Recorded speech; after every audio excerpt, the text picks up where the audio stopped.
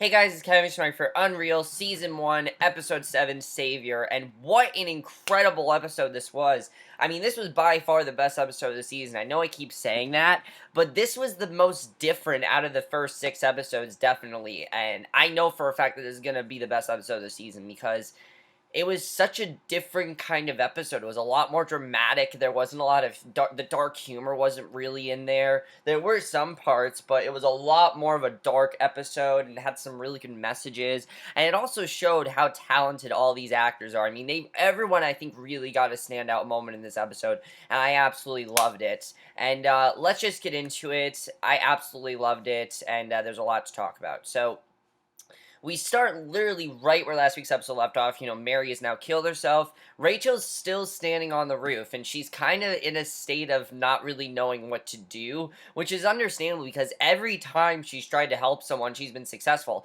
This was the first time she was unsuccessful in helping someone. And Jeremy basically goes up to her, and she says she had her hand, and he assures her everything's going to be okay.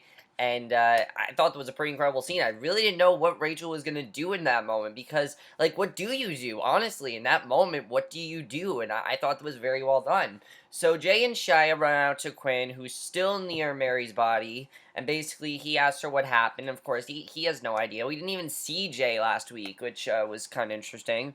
And she tells him to get the girls into their rooms and make them stay there and to tell them they can't speak to anyone, including her and Chet. And she tells him he knows nothing. She tells Shia to do the same, and basically that's what he does. He leads all the girls upstairs, and naturally they're all confused and suspicious. They don't know what's going on. And Grace says they haven't told them for 5 weeks. They won't start now. Something I love about this episode is that we focus a lot more on the final 5, which is something that, final 4, which was very important to focus on. Final 5. Maya, Faith, Grace, Shamikwa, and Faith. Those are the 5 people. But we focus on them, and that was good because we really got to see their point of view of, doing this show and how they feel about it. And I really enjoyed seeing that because we have yet to actually see that, and I thought they did that very well in this episode. So, great. Basically, Faith asks Shia what's up with all the sirens, and she says she's not really sure. Grace says she's lying, which, no, Shia actually doesn't know. She doesn't know what's going on. So Jay tells him to keep it moving, and Adam then asks what the hell is going on, and Quinn says everything's alright, and tells him to go back to his room, and he sees Rachel and asks if she's okay. He has no idea what's going on either, and Jeremy says she's fine, and Rachel just tells him to stop. She doesn't want to, listen to him right now, and there's really, he doesn't, of course, he doesn't understand what's going on, so he's gonna be Adam and just, do what he does. So Jay successfully then gets all the girls into a room, and then Maya notices that there's a cop car and an ambulance outside, and Anna says that when her dad died, they called an ambulance for no reason, and it was all for show. So Grace is saying that, this is obviously a stunt, and they shouldn't worry about it, and then we get this incredible scene between Quinn and Rachel. I love this, because up to this point, all we have seen of Quinn is be this heartless woman towards Rachel who just tells her to do things, who occasionally is nice to her, but never like this. And this I love, because it really does show that in this state, Quinn needs to help out Rachel, and Quinn tells Rachel to stay calm and tells Rachel they are, supremely screwed right now and she needs to stay strong. She asks her what happened. She says the whole thing was Kirk and it's on them. It's all their fault. Quinn hugs her. Rachel cries, and it was just this incredible scene because you see that no matter what, even though Quinn is kind of, heartless at times, she does care about her, she does care about her staff and the people that work for her, which I thought was really good. So Faith asks if anyone has seen Mary and wonders if something is wrong with her. Maya says she's probably with Adam, just on a date. And Grace says they probably just want them to sit around and die, basically, and, diss her because they're jealous, and, Shamikwa says it's all made up and typical of them. They pretty much think that this is just a stunt, and Grace says it always, and she says this is different. They're not basically, Maya says it seems real to her, though, because they realize that they're not shooting this. There are no cameras, and Faith says there aren't cameras in their room either. So they definitely can tell there's something going on. They don't know what it is yet. And I like that we saw that. That was something I thought was well done. And you see that these girls aren't stupid as well. Some of them, maybe Grace isn't the brightest, but I think of all these girls, we do see that they are smart. They know what's going on. So Quinn and Chet then Skype the network, and basically he tells her to keep it upbeat for the network, but still show somebody died. Which this is a very hard call to make. I mean, how do you call someone about that? You can't just be like, "Oh yeah, somebody died." You can't really do that. So he says he can't believe there were two deaths in one season, Anna's dad and now this, and he contacts Brad, the president of the network, and he tells him they have a situation. And basically she says that one of their cast members passed away, and he offers his condolences. And Shia then talks to Rachel and says she has to talk to her, and she says she doesn't know what to think. And then a police officer comes up to Rachel, tells her he needs to get a statement, and we know what Shia is going to tell Rachel. We know what's going to happen here, and I was just like, yes, she's going to tell her, because obviously Rachel needed to know what Shia did, because I'm sorry, but this is mainly Shia's fault. The whole thing with the pills, it's mainly her fault. So basically, Brad says he'll call legal, they will deal with the family, and they'll let their people know. He says he wants to zip it up airtight and tell them to not put it on social media. He says he will be there on the first flight, first thing in the morning. They can send the crew home, but hold the cast. He says he doesn't want a single frame shot until they are back up. And Chet asks how long they're talking about. He says he had no idea, and he won't know until they get, until they get legal there and see what's happening. And Quinn says she doesn't want the cast to stew on it, but he basically tells her to forget it. They're shut down, and he hangs up the call, and they sit and think, and we then get this incredible scene of all production just going out, including set, the props, the control room. I mean, the entire set is just completely just shut down. It's not forever, but it's for right now at least. And Adam says they can't hold him like a prisoner, and Rachel then goes to talk to him, and he asks her what's going on. And basically tells her he does not like being lied to, and she says they're not trying to waste time, they're not trying to wasteline him, they're just trying to figure out what happened. Until they do, they need everyone to stay in their rooms. And eventually, he's not listening, so she does tell him that Mary killed herself, and he says she seemed happy, and she says when they talked, she thought she had her, but he tries to hug her, but she tells him that she's okay, she's just trying to stay focused, because her main concern right now is just to, move on and stay focused and figure out what to do next, which I think is a good thing to do. And she says it'd be really great if he could talk to the rest of the girls. And, he says, what am I, he's like, what am I going to do? I'm not a grief counselor. I love the line where he's like, I'm not a grief counselor. I'm English. I thought that was really funny. And she says he's been there for them so many times, for Anna's dad, Faith, etc. And he says those things weren't as big. They weren't dying, and he says he doesn't know what to do or say, and she says to tell them the truth. And I thought that was a really great scene, because you see that Rachel really does have this faith in Adam, and Adam really has to take all of this, kind of like, Adam's a nice guy overall, but he definitely has those moments of being kind of a dick, and he needs to take all that and just try to come to terms with what happened. And I thought that was really good. And that's something we see in this episode, that no one in the show is completely heartless, which I think is really good. So Rachel's getting into what was the production room, and she finds Shia there. And she says this is bad. She says this is on her. But Shia says, basically, her meds made her like a zombie, and Rachel says that she wasn't one like yesterday. She was hyper all over the place, and she says that's because she went off her meds, and she asked if she told her that, and when she said that, I'm like, holy shit, she's gonna tell her. And she says she was trying to help her, and she thought she was never gonna win if she stayed on her meds. She says she swapped out of a few of her pills, but it was only for a couple of days. She says she got into the game and delivered a win, but Rachel doesn't want to hear it. She says she delivered a body. She says she would never do something like this, and that's the problem with her. She always crosses the line, which is true. I mean, why was the reason she did this? Because she wanted to be better than Rachel, and that's the thing. All season long, Shia's been trying to be better than Rachel, and she's been doing these things that just aren't right at all. And I like that finally someone called Shia out on that, because yeah, she has been doing some really bad things all season. And she says her and Quinn don't have alignment, and she knows that she says they never put somebody's life at risk. And she says she called Kirk, and she says Kirk didn't kill her. She did, which is true. In many ways, she did. And she says she has to get out of there. She says she can't because the place is on lockdown. She's going to lie for her. She tells her she needs to call Quinn and tell the police. She says the whole show could go down. They could all end up in jail. But I agree, Rachel, that at this point, she doesn't have a choice. She needs to tell Quinn what's going on. And I love that scene between Shia and Rachel. I mean, it was an amazing scene, really. So in the morning, everyone's inside waiting on details, and Shia asks if she should just talk to Quinn right now. And Quinn's like, "Oh, not right now," but Rachel tells her not to wait because she knows what Shia's going to tell her. And they go to talk, and then Adam goes to speak and tell them that Mary died, and Maya starts breaking down, and he hugs her. And Chet says that he's very kind. He says they're going to stop shooting for a little while, but Wagerstein is available if they need her.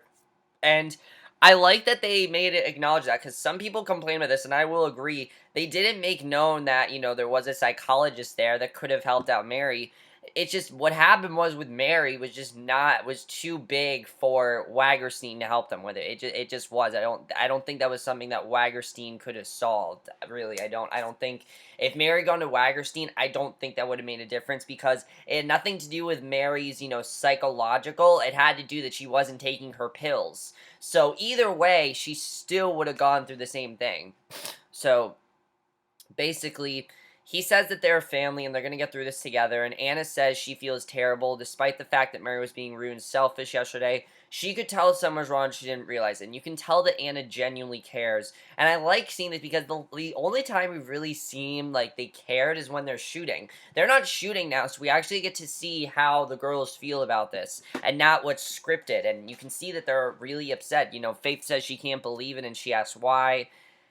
And Maya tells Grace she didn't even like her. I mean, Grace is just sitting there and she doesn't even seem to be upset about it. And she didn't seem torn up and she's not even crying. But I love what they did with Grace in the scene, because so far Grace has really seemed like the only girl that doesn't really have emotions. She seems like she's just there to be sexy and to win the season. And don't get me wrong, Grace is very, very attractive. But, that's not what I care about in the show. I care about the characters. And, Grace says that she's seen less death in her life than she cares to think about, and she has learned to deal with it in her own way. And I like that scene because it shows how people deal with grief. Some people are silent about it. Some people don't say anything, and I thought that was a good scene with Grace showing that, yeah, she does care, but she's just dealt with it so many times that it's really nothing new for her.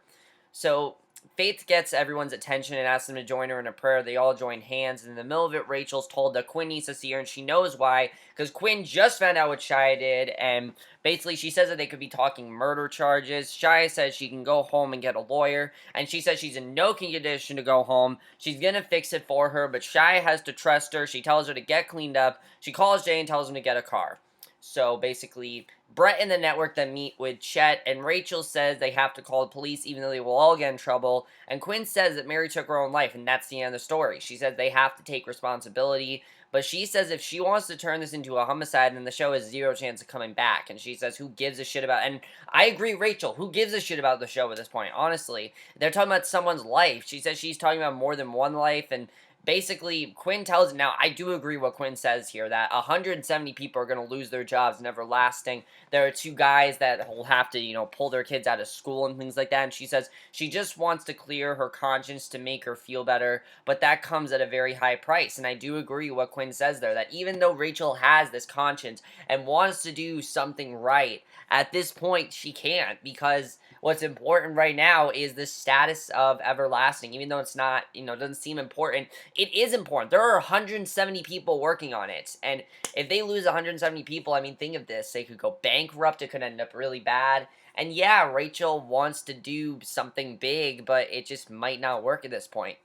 So Madison then tells them there are network lawyers there. They want to see both of them. And basically, they ask her about Kirk. And she says they had security on set and crew members there to protect Mary. She says she wanted them to start speaking again. And the network asks what would have made better ratings, a fight or them making up. And one of the head networks says they hit the tabloids. He turns on the TV, and we realize that basically Kurt is now gonna sue Everlasting for what they did. And they agree to write a check, but Rachel says they shouldn't do that because he beat his kid and his wife, and why should they give him a check? And the network says that claiming she killed him, basically that, they're claiming that she killed him, and she says, she killed her, and she says no one will believe them, and Chet just kicks her out. He's not really dealing with her right now, and that's understandable why. I mean, she's kind of just causing stress right now that they don't really need, And yeah, so he kicks her out. And Quinn then says she's been through a lot today. They ask if she was the one in the last season that lost and crashed the Ferrari. And she says she has some issues, but she's a great producer.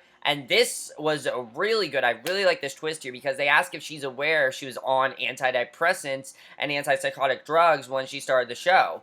And Quinn says that if they had screened out everyone on drugs, they would have no contestants. I mean, think about the people that are have problems. I mean, Anna has problems. You know, we know that she is bulimic and things like that. Um, Obviously, Mary had problems. I mean, a lot of these girls, they had problems. And they ask if she knew she was unstable. She says she had no reason to believe that. And I thought that was a really good scene. I like seeing that. So Rachel walks on and Wagnerstein giving the girls grief counseling. She tells her to join them, and they're sharing memories of Mary, and Faith talks about how she would teach her to make a fishtail braid like Lily, and Grace asks what's going to happen to her and if they should do something.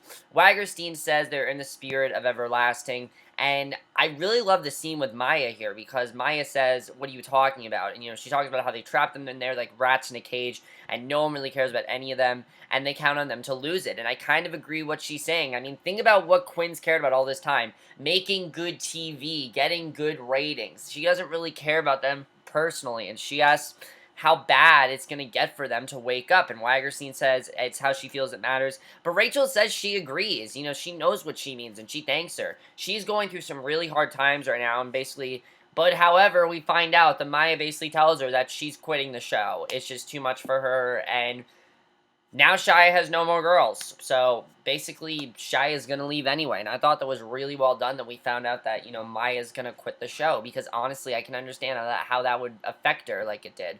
So, Jay takes Shia to a hotel that Quinn has given the two of them. And he says she's just trying to protect her. And he tells her if she goes home now, all the paparazzi will be after her. And she asks to borrow his phone, and he refuses. So, he sits down, and he's not going to let her go. He's going to let her think, basically. That's why he's taking her there.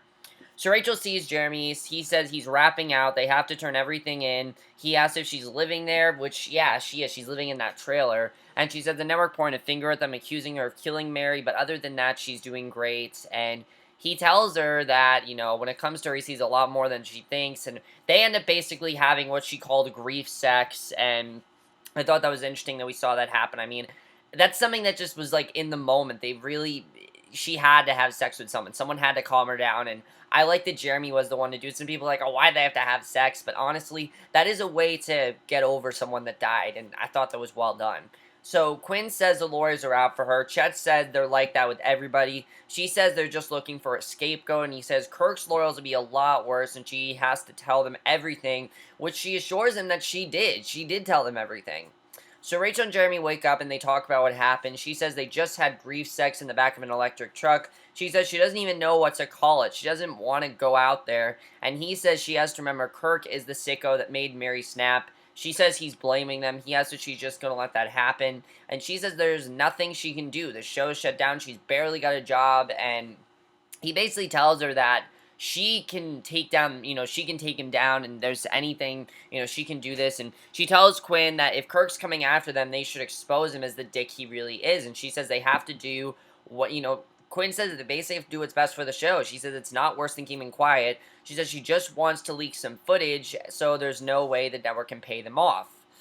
So she basically decides to interview all the girls about what Mary said about Kirk. And I thought this was pretty genius what she did. However, when she gets to Adam, he very much thinks this is just a publicity stunt to make her look good and make Kirk look bad. Which, in some ways it is, but Rachel's really doing this just for everyone, for the show. Doing what's best for them. And, you know, he refuses to say anything. And he just walks out, and basically Jeremy says he's a prick, and she tells Adam she needs him to go on camera. She just feels like Kirk should be in jail. And he tells her that she's a monster. He's not going to listen to anything she says, because all she cares about is ratings, ratings, ratings, which I do understand where he's coming from, but I do think that Adam could have been a bit nicer about it. So then we get this incredible scene with Chet. Something I love about Chet's character is that most of what we've seen of Chet has been pretty heartless as well. He's cared about ratings, and I really love that we got this scene here, because it shows that, again, Chet does care. Because Madison comes up to him, asks him for a lighter, and he offers her a smoke. She says it makes her paranoid, and he says it's pretty weird without the lights and the camera, and basically No, actually, the entire season has been pretty freaky. And she says it's her first one. She assumes it's not usually this crazy. He says he thinks the party's over and the bill's coming. He says he's been selling, Everlasting for years. And she says her mom always says something bad can't always be bad if something good can come out of it. And she says it might apply to the show. And she kind of changes his perspective of how he's feeling, which I thought was really good. I really like seeing that scene with Madison. Madison's not a major character, but she at least was major in this episode, which I thought was good.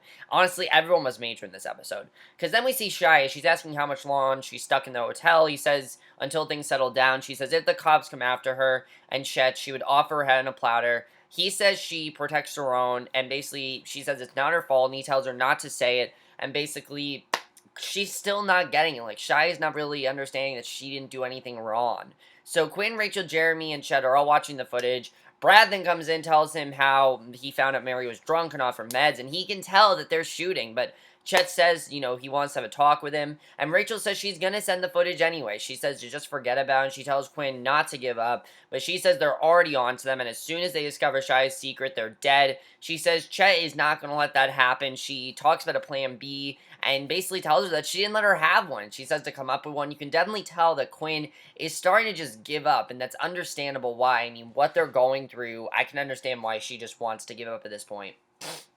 So Rachel then goes into what was Mary's room, and she finds this, basically teddy bear and this note under it. So Chet tells Brad that Quinn is not an inmate. She gives him a hit show. He says you should give her a chance, and you really see how much Chet does care about Quinn here. And basically he says he'll be named in any lawsuit, and he's gonna, really that conversation with Madison really changed things for him. So Rachel shows Chet this note that Mary left, and Everlasting, basically Everlasting is back. They have one last chance to record Mary's funeral. I know some people are like, why'd they bring Everlasting back? Well, remember, they did this basically because it was the best thing for the show. And in this moment, they didn't, legal charges, things like that. They were able to avoid that stuff because of the show. And I thought that was really good. And sometimes, yeah, you do have to keep secrets, but that's how a reality show is. I mean, think about a show like Big Brother, for example. The edits on that show are very different than what you see on, than the actual people are. Like Amanda Zuckerman, for example. She's a very different person in real life than she was on Big Brother, definitely, and you can tell.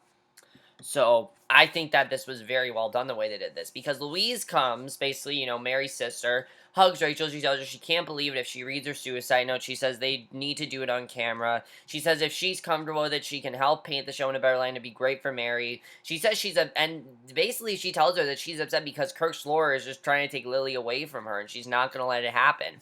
She said, and then, Rachel's saying, I can give the letter to Graham and make sure he reads it. But she says she wants to read it, and basically Everlasting's back on the air, and Graham introduces Mary's note, and it's a really sweet scene because Louise reads it. It's a note to Lily, and they're all crying. It's as emotional as you can think. And Louise said it had to be done, basically whatever it takes to keep Lily away from Kirk. And, it was really satisfying for her as well because it's really gotten her over her sister's death. She couldn't believe it happened. I thought that was a really sweet scene. So Shia and Jay return, and she asks what Quinn said when she told him to bring her back. He says just to trust her. She says she's not trusting anyone right now. He tells her secrets don't bring people closer. I do agree with what he says, that, secrets are not really something that bring people closer. I mean, all that does is just hide things, and he tells her that they're still good, and I thought that was a really good scene, showing that Jay is still there for her.